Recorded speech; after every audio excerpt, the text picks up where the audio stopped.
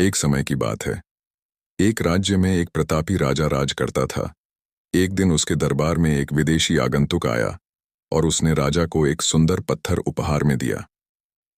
राजा वह पत्थर देख बहुत प्रसन्न हुआ।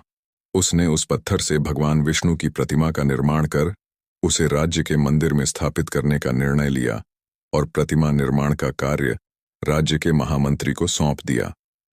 महामंत्री गांव के सर्वश्रेष्ठ मूर्तिकार के पास गया और उसे वह पत्थर देते हुए बोला, महाराज मंदिर में भगवान विष्णु की प्रतिमा स्थापित करना चाहते हैं। 7 दिवस के भीतर इस पत्थर से भगवान विष्णु की प्रतिमा तैयार कर राजमहल पहुंचा देना। इसके लिए तुम्हें 50 स्वर्ण मुद्राएं दी जाएंगी।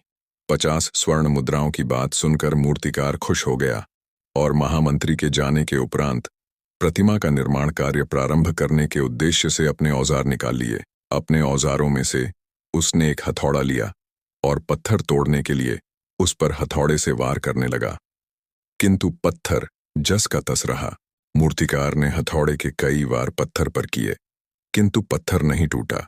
50 बार प्रयास करने के उपरांत मूर्तिकार ने अंतिम बार प्रयास करने के उद्देश्य से हथौड़ा उठाया, किंतु यह सोचकर हथौड़े पर प्रहार करने के पूर्व ही उसने हाथ खींच लिया कि जब 50 बार वार करने से पत्थर नहीं टूटा तो अब क्या टूटेगा।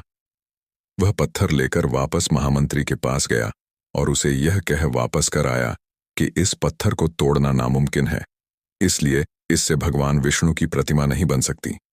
महामंत्री को राजा का आदेश हर स्थिति में पूर्ण करना था।